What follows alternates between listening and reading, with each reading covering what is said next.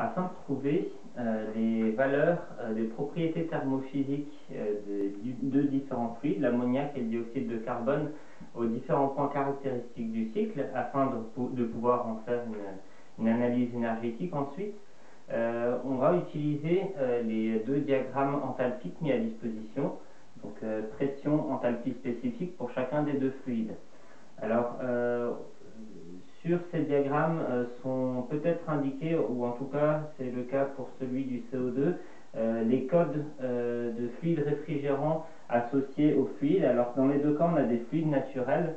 Lorsqu'on a des fluides naturels, ce sont des réfrigérants de la série 700 avec ensuite la masse molaire. Donc la masse molaire du CO2 c'est 44 grammes par mol. R744 correspond au CO2. Et de la même manière, R717 correspond à l'ammoniac.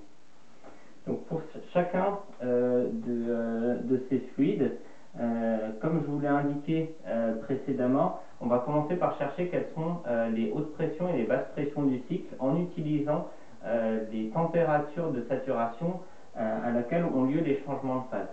Ici, vous avez vu que vous avez 35 degrés Celsius pour la température de condensation de l'ammoniac. Donc on peut chercher l'isotherme 35 degrés Celsius, ici, donc 35 degrés Celsius. Et cet isotherme, dans la zone de saturation, va être confondu avec l'isobar haute pression. Et donc, ici, on va pouvoir déterminer quelle est la haute pression de ce cycle. De la même manière, pour la température d'évaporation, celle-ci a lieu à moins 20 degrés Celsius, donc on peut chercher l'isotherme moins 20 degrés Celsius. Et donc, dans la zone diphasique, on va retrouver la pression de saturation correspondant à la basse pression du cycle. Et donc les points H et E seront sur cette isobar basse pression, et les points F comme point intermédiaire pour le compresseur, et G seront sur l'isobar haute pression. Ensuite, on peut déjà placer certains des points. On sait que le point G est à 30 degrés Celsius dans la zone liquide et sur l'isobar haute pression. Donc on peut chercher ici l'isotherme 30 degrés Celsius et son intersection ici.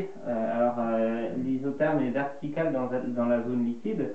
Son intersection avec l'isobar haute pression permet de positionner le point G, sachant que à la même enthalpie spécifique ici, mais sur l'isobar basse pression, on va retrouver le point H, étant donné qu'on a une détente isenthalpe entre G et H.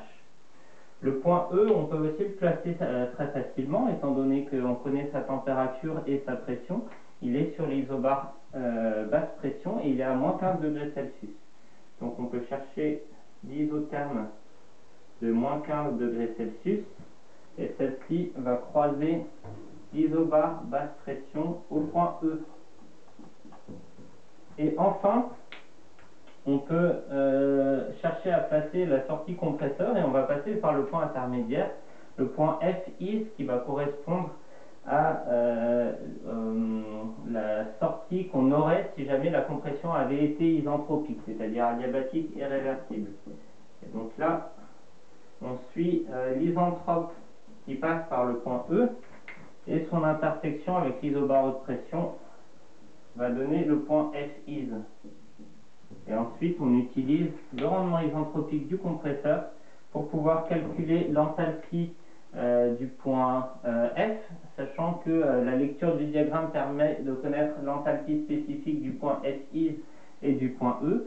Et donc, en calculant l'enthalpie du point F comme étant l'enthalpie du point E plus la différence d'enthalpie entre le point E et le point F' divisé par le rendement isentropique du compresseur d'ammoniac.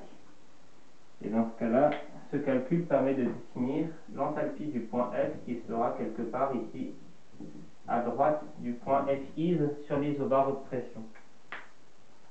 Donc voilà pour la méthodologie et la lecture des diagrammes notamment.